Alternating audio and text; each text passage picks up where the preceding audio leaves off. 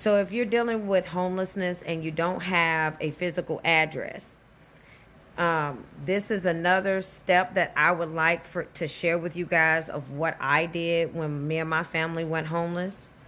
So here we go.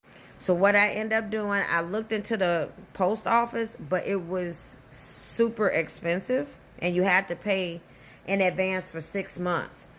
But I found this other app that you could dictate where you want to pick your mail up from. It's like you have an office, a office building that you can go to. Now you have an office. Okay. It's called iPostage. If you look it up, it's only $9.99 a month, $10 to have all your mail sent there. They'll notify you within the app when you have mail. So, and there's no rush to pick it up. You know, like after 30 days, they charge like 25 cents or so for not picking up your mail within a 30-day time period. And then you pick it up when you got time. That P.O. box, I still have it. That's where I get all my fan mail. So if you ever want to send me any types of gifts, or if you want to write letters and talk about your situation, like, that helped me stay connected with not only my business, but also to take care of family business. You know, we still were a family. So if you don't have an address, a physical residence to send mail to,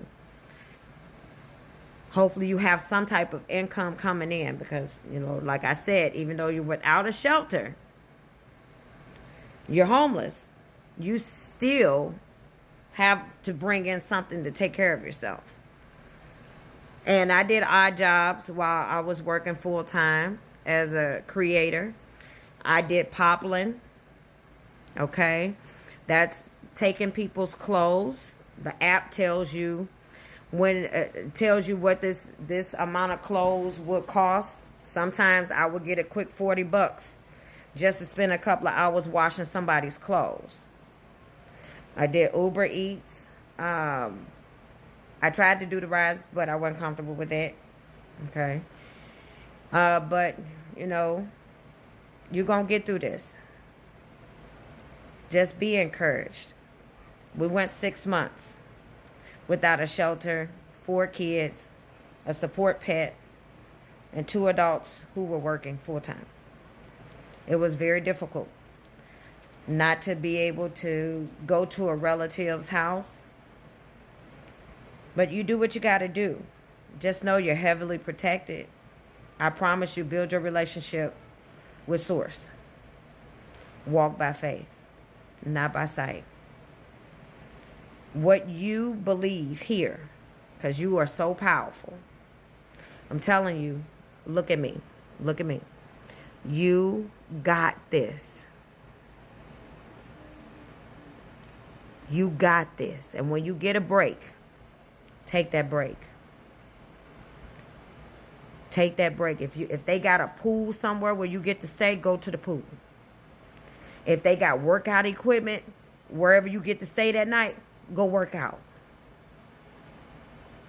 Take care of yourself. You hear me? And keep showing up online. Build you a community that'll keep you going. The hardest thing for me was to not give up on myself. I was fighting not to give up on myself because my back was against the wall.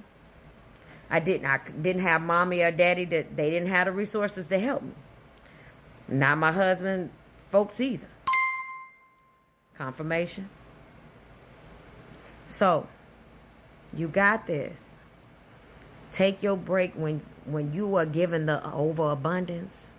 Don't feel like you don't deserve it. You deserve it all. You hear me? I love you, cousin. You got this. Bye. So I looked into getting a P.O. box, because even though you're homeless, that doesn't mean that you don't work. So we were 2 fully employed people, my husband and I, but we didn't have a resident.